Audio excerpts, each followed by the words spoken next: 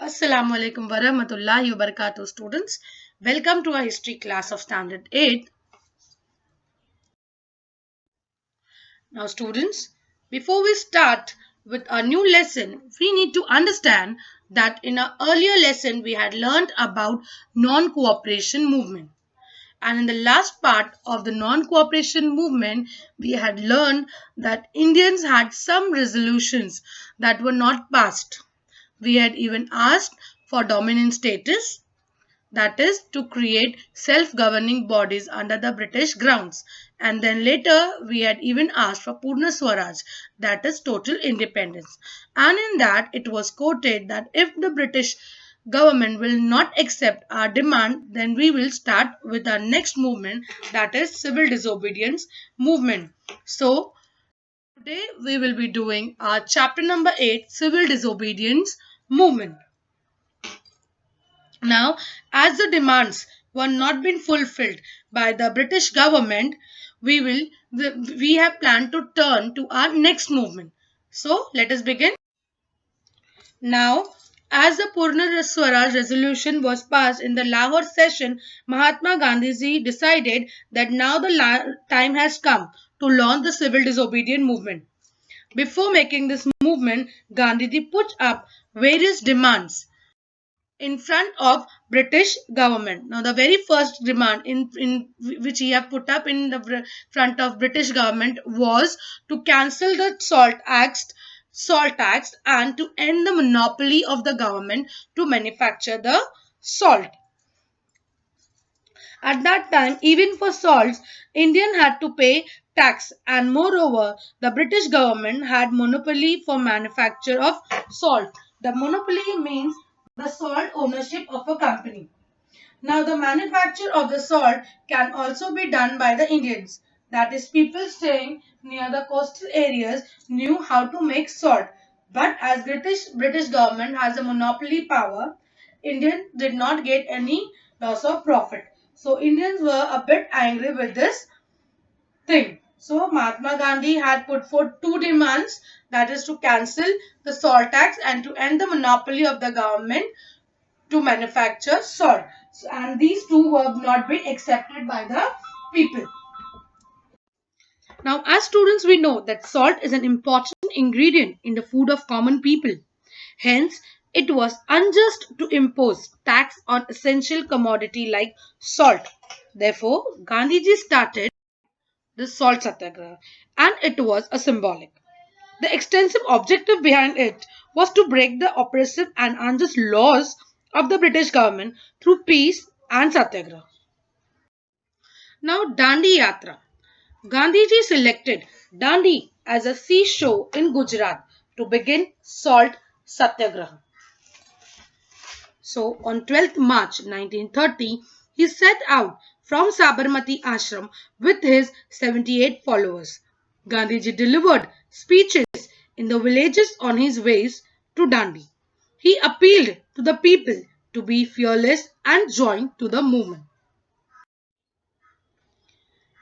He appealed to the people to be fearless to join the movements. After covering a distance of 385 kilometers, Gandhiji reached Dandi on 5th April 1930. On 6th April 1930, Gandhiji broke the Salt Act by picking up the salt on the sea shore, and this was the beginning of civil disobedience movement all over the country. Now, one will be thinking, now only by breaking a SALT Act, what was a great deal about it? But it was a great deal as everyone was joining, the whole country was standing against the Britishers, and this unity of people frightened the Britishers. Okay, civil means people and disobedience means that we are not going to listen the Britishers. So, as this movement started all over the country, and it was been started with the very first one, that was Peshawar Satyagraha. Now, Khan Abdul Ghaffar Khan, known as a frontier Gandhi and founder of Khudai Khidmat Ghar, began Satyagraha at Peshawar on 23rd of April 1930.